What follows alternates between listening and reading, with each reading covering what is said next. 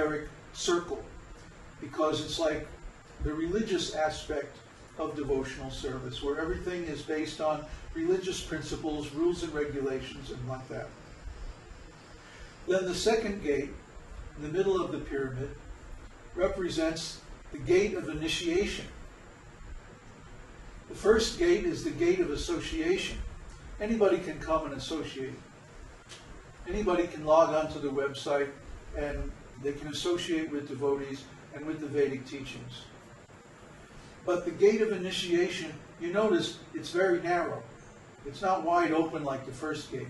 It's almost closed. Only one person can go through at a time. That means each and every devotee has to develop a relationship with a spiritual master. This is a personal relationship between the devotee and the representative of the Lord, the representative of Brahma, the representative of the Vedas. And by the teachings of the spiritual master, one has to purify himself of the offensive stage and come to the stage of pure devotional service. Now this is called Madhyam Adhikari. Madhyam means in the middle. So he's not in the beginning, but he hasn't reached the end yet. He hasn't reached the goal. He's somewhere in the middle. So this is also known as the clearing stage. The external devotees are in the offensive stage of chanting, but the initiates, or those who accept the commitment of following the orders of the spiritual master, they're in the clearing stage, and they're clearing their offenses. They're clearing all the impurities from the mind by chanting and by devotional service. And then finally, after a long practice of devotional service, one reaches the third gate. The third gate is called the gate of realization. And it leads to what we call the esoteric circle. The esoteric circle is those devotees who have actually realized the supreme absolute truth. And you notice this gate is closed. It's closed. So you might say, well, how do you get through the gate? And the answer is, you can't. The Lord has to pick you up and take you to the other side. You can't get through the gate on your own. You can come up to the gate and you can meditate and you can pray and you can beg and you can plead and you can cry. And when the Lord becomes convinced that we're sincere, then he takes us to the other side by his potency. We can't go there by ourselves. We can't translate our own existence from material to spiritual. The touch of the Supreme Lord is required. Just like when we offer prasadam. Every day we experience this. We offer prasadam, and the food is transferred from material energy to spiritual energy. What's the difference? Simply the will of the Lord. When something is in relationship with the Lord, it's spiritual. And it conducts the spiritual potency of the Lord. But when something is out of relationship with the Lord, it's material. What did the Lord say to Brahma? If you see anything that is apparently unrelated to me, know it to be my external energy, that reflection which appears in darkness. But when something is connected with Krishna, in relationship with Krishna, then it becomes his spiritual energy, his internal potency. So in the same way, when our identity and our existence are offered completely to the Lord, we transfer from the external material energy to the internal spiritual energy, only by the Lord's will.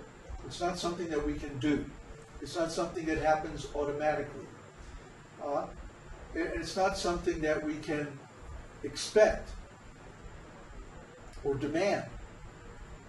But it's something we have to pray for, and we have to sincerely desire with all our hearts, and then simply wait for the Lord's mercy. He will give it. But first, he wants to make sure that we're completely pure. Because once someone goes to the spiritual world, they never come back. That means they are beyond all this material energy. So all that material energy, all those material impressions have to be flushed out from the heart. The heart has to become completely pure. Then you can go to the spiritual world. Otherwise, you wouldn't be happy, and you would also cause disturbance there. So, when a devotee reaches this stage where he has full taste for the holy name and just chanting the holy name all day, every day, like that, then the Lord accepts him and takes him into the internal energy and begins to reveal so many things about his confidential pastimes, his activities, and his relationships with his devotees in the spiritual world. And these are all confidential subjects. They are not fit for public discussion. These are only confidentially discussed between the guru and the disciple. Why is that? Well, if you've ever been in a very close friendship, or in a love relationship, or in a marriage, you don't discuss the issues between you and your close friends with other people, with outsiders, do you?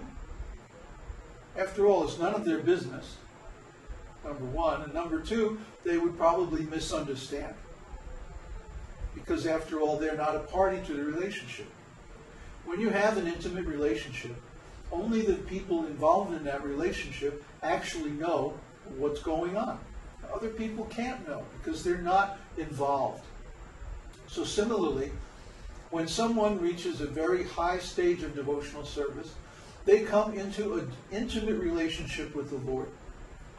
Nobody can know what's going on in that relationship. I mean, maybe one or two very close friends, like one's own spiritual master and one's dearmost friends, maybe they can understand. It's said that Lord Chaitanya, in his final pastimes, the Antya Leela in Jagannath Puri, he had 3.5 confidants. 3.5. Ramananda Rai, Swarup Damodar Goswami, Sikhi Mahiti, and Sikhi Mahiti's sister. She's the half. But this is given in Chaitanya Charitamrita. Nobody else knew what Lord Chaitanya was doing. What was his relationship with Krishna? What were his intimate pastimes with the Lord? Nobody else knew. Only those who were with him night and day and who had a similar mood and a similar understanding of devotional service. Lord Chaitanya said that Ramananda Rai is just unique. Nobody can compare with him. And Swarup Damodar Goswami, he says, he is my life and soul. Right? And his relationship with Sikhi Mahiti and his sister was so deep that there's not even anything written in the scriptures about it. So confidential. Just like the relationship between Radha and Krishna is so confidential that there isn't anything written about it in Srimad Bhagavatam. Just hints here and there.